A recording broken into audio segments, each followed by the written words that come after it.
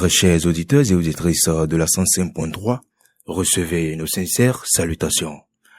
En ce lundi 3 mars 2025, nous méditons sur un sujet d'une portée spirituelle immense.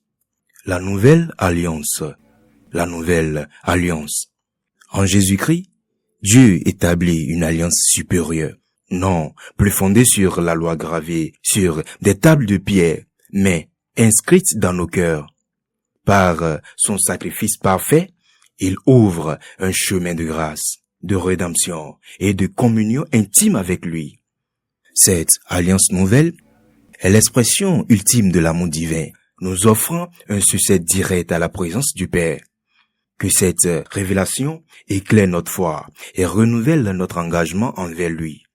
Le thème de notre dévotion de ce jour est tiré du livre de Hébreux, chapitre 8, du 1er au 13e verset. Verset de mémoire. Hébreux, chapitre 8, verset 8. Je cite.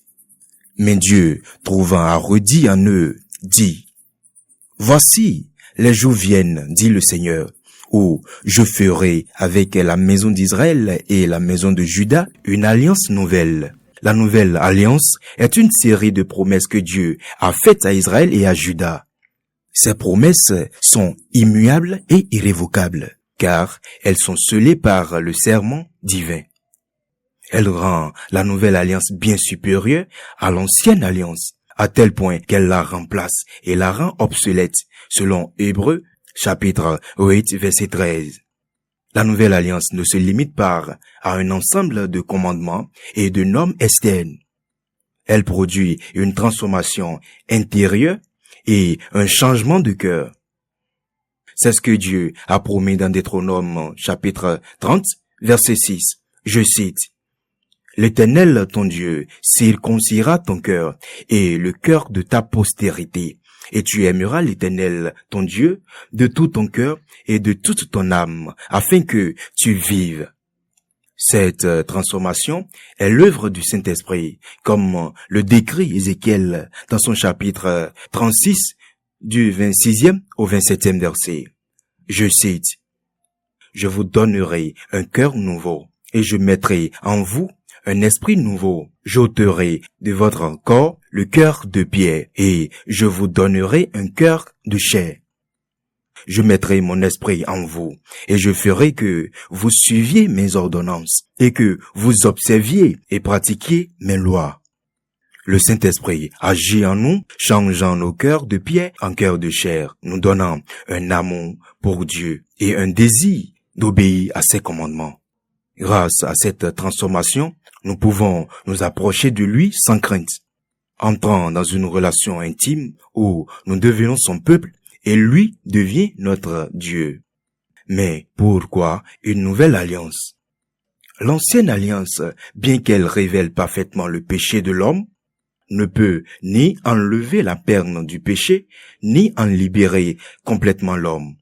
Comme le dit Hébreux dans son chapitre 7, du 18e au 19e verset, je cite, « Il y a ainsi abolition d'une ordonnance antérieure à cause de son impuissance et de son inutilité, car la loi n'a rien amené à la perfection. » C'est pourquoi l'ancienne alliance a été remplacée par une nouvelle alliance, fondée sur une meilleure espérance.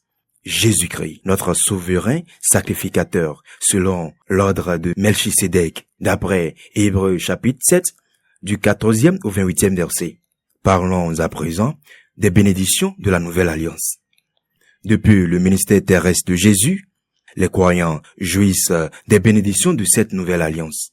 Nous vivons chaque jour dans l'attente de son retour, où nous expérimenterons la plénitude de cette alliance pour l'éternité. Comme le rappelle Josué 6, l'obéissance à Dieu conduit à une victoire miraculeuse. Les Israélites, en suivant les instructions spécifiques de Dieu, voient les murs de Jéricho tomber sans combat. Cela illustre la puissance de la foi et de l'obéissance dans le cadre de l'alliance avec Dieu. En revanche, dans Josué chapitre 7, la désobéissance d'Acan entraîne la défaite d'Israël à Haï. Cela montre que la rupture de l'alliance par le péché a des conséquences graves, mais aussi que la repentance et le retour à Dieu restaurent la relation. Hébreux chapitre 7 du 14e au 28e verset nous rappelle que Jésus est le souverain sacrificateur parfait, établi pour toujours selon l'ordre de Melchisédek. Contrairement aux sacrificateurs de l'ancienne alliance, qui devraient offrir des sacrifices répétés pour leurs propres péchés et ceux du peuple, Jésus a offert un sacrifice unique et parfait, lui-même. Son sacerdoce est éternel et garantit une alliance meilleure, fondée sur des promesses meilleures. Très chers auditeurs et auditrices, avant de boucler la boucle de notre dévotion de ce jour, nous avons quelques questions à méditer, telles que: avez-vous expérimenté la transformation intérieure promise par la nouvelle alliance? Vivez-vous dans la pleine assurance des bénédictions de cette alliance grâce à votre foi en Jésus-Christ? Alors, prions. Seigneur Jésus, aide-nous à marcher chaque jour dans la dépendance de la nouvelle alliance. Transforme notre cœur par ton esprit, afin que nous puissions jouir pleinement des bénédictions promises et vivre dans une relation intime avec toi, au nom de Jésus-Christ.